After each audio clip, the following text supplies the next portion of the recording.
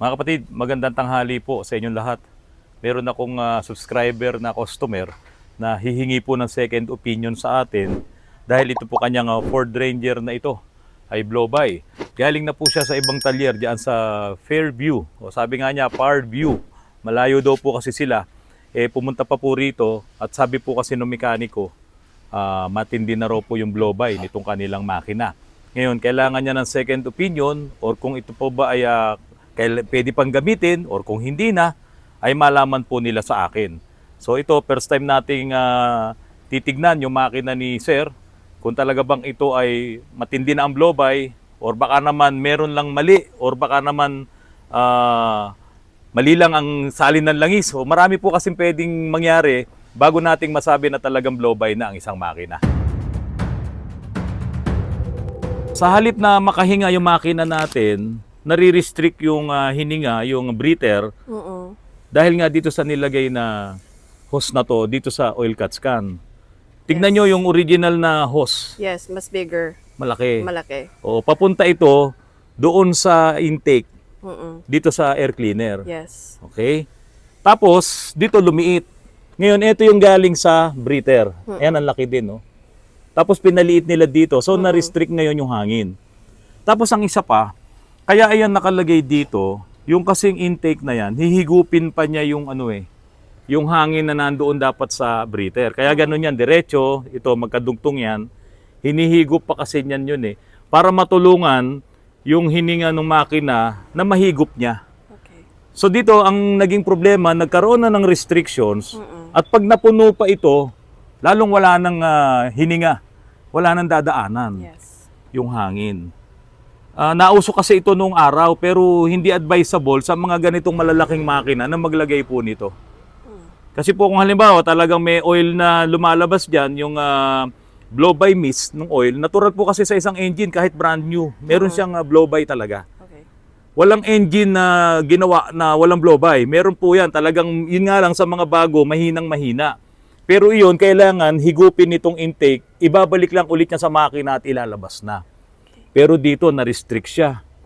So ngayon, titignan po natin, i-start natin ang engine, paiinitin muna natin, dahil pag malamig ang engine, wala pang blow-by yan Yes.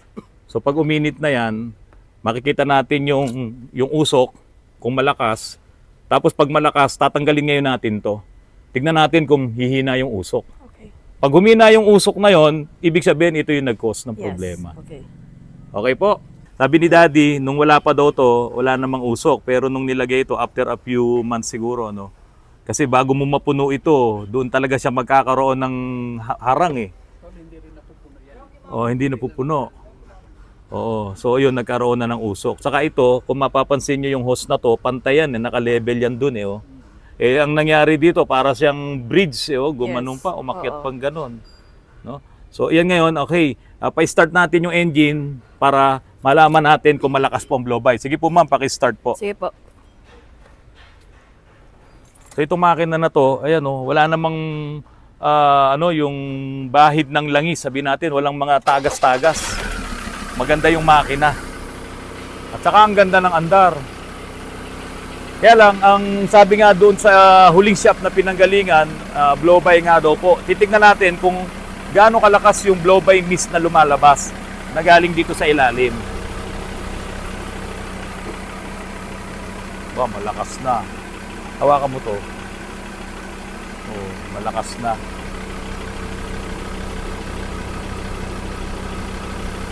Malakas na po yung yung usok. Yan sabi ko kanina, gusto kong amuyin kung ano yung amoy ng usok kasi pwedeng galing sa injectors, singaw Yes. yung injectors washer mo. Tanggalin mo to. Try natin. Sige. Luwagan mo to. Tatanggalin natin yung oil cut scan. Tignan natin kung magkakaroon ng pagbabawas ng usok dito.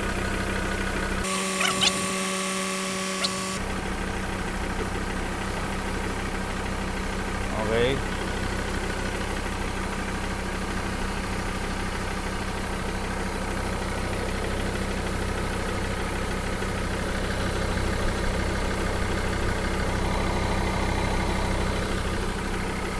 Amoy tambucho Try mo? Yan po. Hindi naman masama sa health to, Yeah, sandali okay lang. Po. Okay lang po. Oo. Amoy tambucho eh. Sige, alis ka dyan, Pogi. Amoy usok sa tambucho eh. Oh. No? Oh, amoy usok sa tambucho. So possible, may problema yung injector washers mo, ma'am. Okay. Ngayon, yung mga injectors kasi na yan, kapag kasingaw yan, nandun kasi sa loob. Trainee, tanggalin mo yung cover. Sige na. Oh, gumawa ka ng paraan na Sige, makaakyat akit ka. lang po. Oo, sige. O, sige. Tanggalin mo yung cover. Papakita natin yung injector. Sige, dalawang kamay. O, ganun mo, dalawang kamay. Ito po yung mga trainee natin. O, sana natututunan nyo yung ginagawa kong pag-troubleshoot, ha? O, ayan. Doon naman, sa gabiro. Yan. Okay. O. So, ang nangyari, yung tambucho nyo, ma'am, napunta sa makina. So, yung mga injectors po na nasa loob yan, nasa loob kasi ng cylinder head yan. Oo. So, malamang singaw na singaw yung mga injectors nyo, yung injectors washer. Kasi, unang-una, sa lakas nung blow-by na to, dapat ito may kasama ng oil. Eh, wala namang tumatalsik na oil, oh. Oh. Ayan. Try mong i-rev ng konti, ma'am. Tignan natin kung lalakas din. I-revolution mo po ng konti. Sige, tignan natin kung lalakas.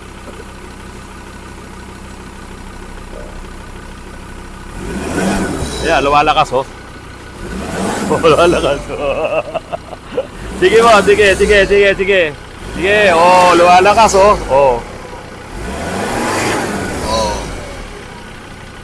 So, ako po, 100%. Ang problema nito ay nandoon sa mga injector washer, yung inuupuan po nung 4 na injectors. Kasi maganda yung andar niya, tapos walang mga tagas ng langis. Kasi kung ito blow-by, talagang ito ay malangis na yan. Pati ito, puno na yan. Yeah. Oo. Pati dito. So itong usok na yan ay galing mismo doon sa mga injectors na nandoon sa loob ng cover na yan, sumisingaw. So yun po yung problema, sir. Injector washer. Tatanggalin lang yan, bibili tayo ng injector washer, tapos papalitan. Kaya lang, ang mahirap na trabaho sa mga ganito, mahirap tanggalin yung mga injectors. Kaya dapat ito, pag tinanggal, yung mainit na mainit, papainitin muna yan. Saka ngayon yan ipupul. Pagka kasi malamig, hindi ho natin matatanggal. Okay. So yun po talaga yung problema nyo, injector washer. So yung pang-ilang opinion na po ba ako? Pangalawa pa lang. Pangatlong opinion. Ano po yung sabi doon sa unang dalawang opinion? Go-by. Blow-by, makina. Ito po hindi, oh. Ito mag-rev, sige. Para makita ni ma'am. Oh. Dito ka dumaan. Para makita ni ma'am yung usok. Kaya sa tambucho, walang masyadong usok yan kasi dito lumalabas. Oh, pakita mo, Glenn, ha? Ayan, oh. Oh. Oh. Walakas, oh. Oh, walakas, oh. Okay. So safe na, safe ang engine. Magbubukas ng papalitan ng injector washer, pero lilinisin din yung upuan nun. Okay. Yung mismo nilalapatan nun, nililinis po ng todo yan. Pati yung mga injectors, lilinisin na rin. Engine support. Transmission support, engine support. support tsaka transmission support. Ah, okay po, oo. Kasi, maingay eh. Oo. Na, ramdam ko din kasi pag mag-drive ako, ang ingay ng makina. Not like before. Malalaki na rin kasi gulong nito eh, ano? Oo. Saka mabigat ang ang bumper nyo sa harap. Malakas to sa gulong. Ang kapal, oh. 7mm to. Ito mga bumper na mga original talaga, makakapal. Kaya lang malakas sa gulong. Opo. Oo. So yun, absuelto. Daddy, nung tumawag kayo sa akin kanina, ang sabi ko, gusto kong maamoy yung usok, di po ba? Yes. Yun lang ang sinabi ko. Gusto kong maamoy yung usok. At dahil nga yan, naamoy na natin, amoy tambucho, so wala nang dahilan yan para pagdudahan natin yung makina. Yes. Oh, hindi po pwede kasi magsama yung exhaust na smoke doon sa blow-by na smoke. Go-by. Napakalaking dilubyo nun pag nagsama yun. Si Ma'am Aiza, hindi si Sigera. Hindi po. O yan, ikaw yung madalas nagdadala Yes nito. po. Ako na po yung family driver. At least from the start, nung bago natin galawin yan, talagang binidyo natin at nakita nyo na Yes. Lalo lang nakakaroon ng maraming problema. Yung matino, ginalo mo, pagbalik mo, may problema na. Yun lang po. Oo, Tama. mas mabigat yon. Kasi gumaganti ka agad yung nasa itaas eh. Pagka That's may true. mali kang gawain. Yes po, Oo. tama po yun. So, ipagpapaalam po na po sa inyo. Aalisin na po natin yung ano na yon, Oil catcher. yung oil cuts, Yes. oil cuts na yon. Actually, noon meron ng singaw ang inyong injectors. Napagdudahan niya lang kaya naglagay siya ng oil cuts can. Oh. Napagdudahan niya lang yan kasi ngayon medyo malakas na. Noon pa lang may singaw ng injectors nyo. Kaya siya naglagay ng oil cuts can. So alisin na ho natin yan. Wala naman langis na lumalabas para mas safe po ang makina nyo, hindi maharangan yung hininga niya. Yes. O, ventilator yan. Ang tao pagka nagkasakit, hindi na makahinga sa sarili niya, nilalagyan ng ventilator. Eh yan, hinarangan eh. Hinarangan. Oh, Lalo so- din nakahinga. Oo, mamamatay lalo yan, Oo. masisira lalo yan.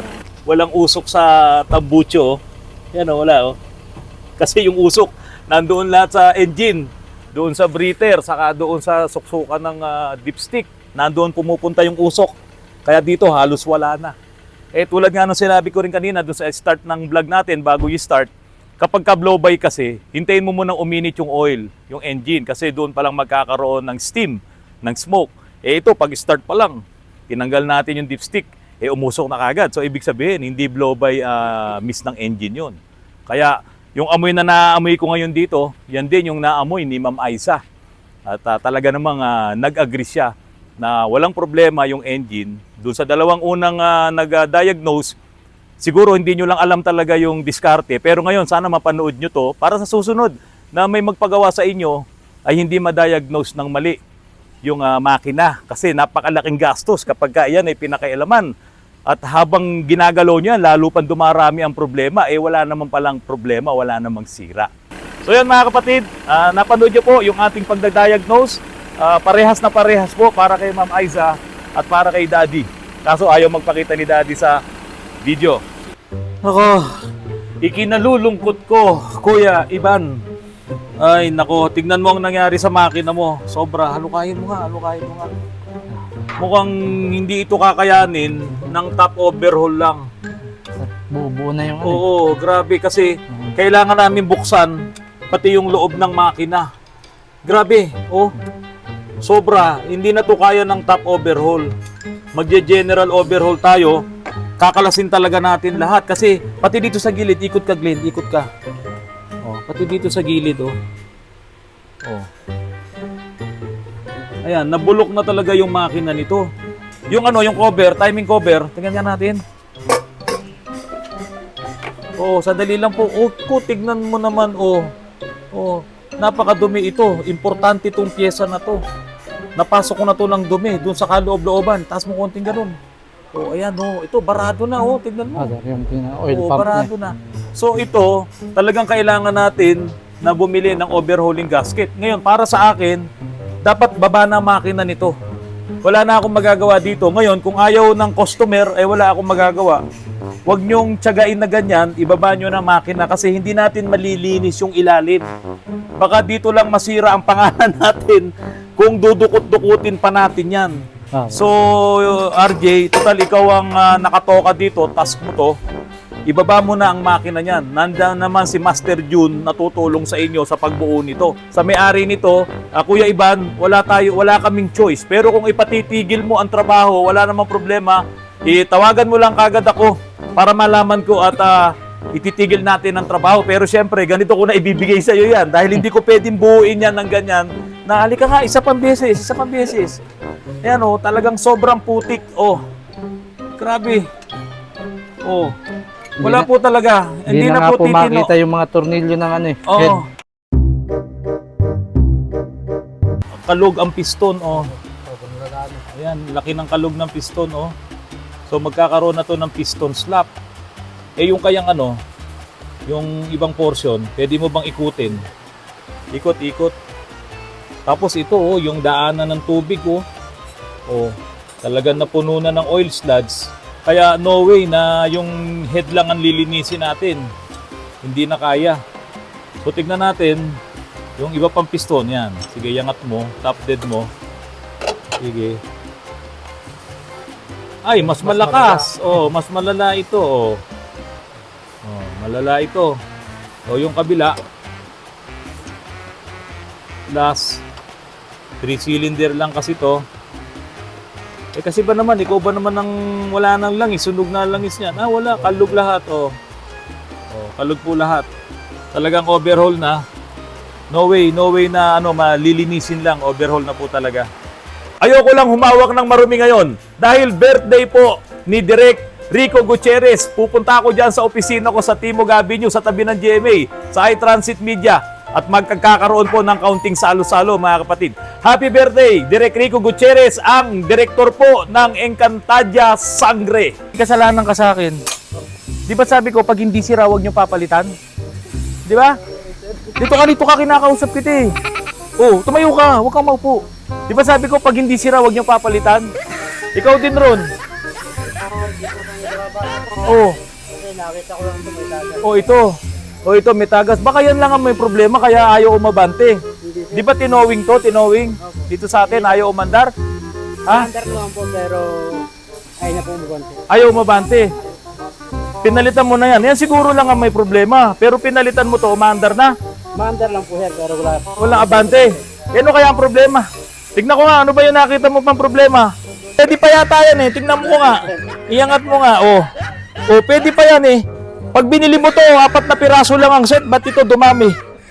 Ang dami niya, no? 1, 2, ilan yung spring? Oh, ang dami. Nako. Oh, pati ito, tignan nyo naman. Grabe. O ngayon, marami tayong bibilin. Ha? Kinalas nyo, lalo tuloy dumami ang bibili ng may-ari. Oh, grabe naman yan. Diba? Eh, kaya pala ayaw umandar. O yan mga kapatid, pag po kayo may sasakyan, eh, dapat marunong din talaga kayong makiramdam man lang ng inyong sasakyan. Kapag kaluma na yung inyong sasakyan, malamang luma na rin ang clutch niyan, lalo na kung manual.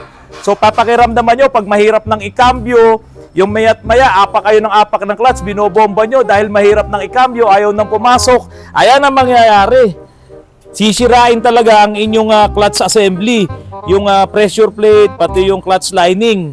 Kasi nga, Pati ano ito, alin? flywheel. Flywheel, ay damay talaga yon dahil nagbakal sa bakal na. O sige, ituloy mo lang, kailangan naman palang palitan eh. Halika rito, hoy, Aldrich. Halika rito. O, pagka ganyan, papalitan mo na yan? O, kala ko, di mo papalitan. Kung patrol na to, kaunting-kaunti na lang, tuning na lang, para madala na dyan sa Laguna. At magamit na ni Sir Ed, yung may-ari po nito, si Sir Ed Flores. O, yan na po. Irorotes pa po na isang beses para kung okay na, pwede nyo na pong kunin itong inyong patrol na itinaas po ni Autorans. Tignan nyo kung gaano kataas, oh. Sige, atras. Oh, gagamitin po ito sa kanyang farm dyan sa Laguna. Oh, si Engineer Russell pala may dala eh. Oh,